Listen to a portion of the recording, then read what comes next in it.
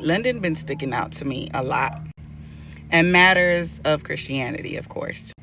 Now, there's some other countries that I've been looking at, but London, I believe I'm gonna start praying for London now.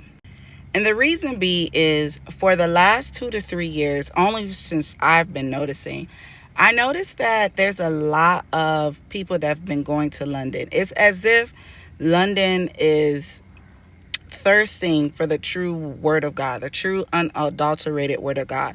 But what I noticed is there's actually been a lot more compromise ministers going to London and a lot more warlocks going to London than there are true ministers of the gospel.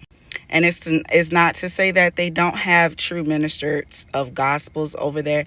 And it's not to say that true minister of gospels have not been going over there. I have seen some of them that I believe that are truly employed by God. But what I notice is that there's been far more warlocks to go over there to do whatever they're going to do over there, and a lot more compromised leaders to go over there.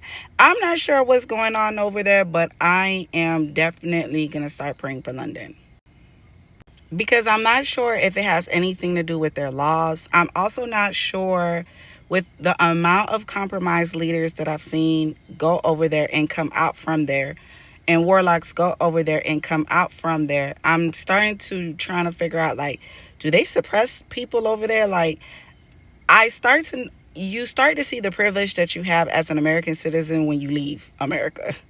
Because what I know for sure is something that I've been seeing since I was young.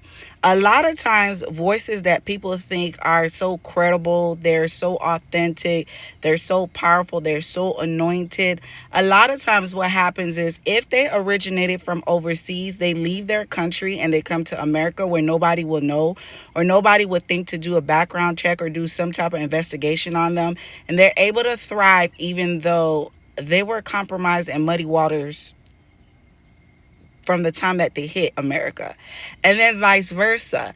I've also seen people who really couldn't get their way in America and they really couldn't climb up the ranks or they really couldn't climb up the platforms how they wanted to in America. So then they start to go overseas to look like they're a big shot, look like they're so anointed, look like they're really climbing. God is really elevating them.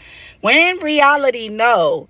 It's just because they couldn't really get their way in here in America after so many years. And they know that people overseas in the Caribbean, in South America, in Europe, in Africa is possibly not going to be able to do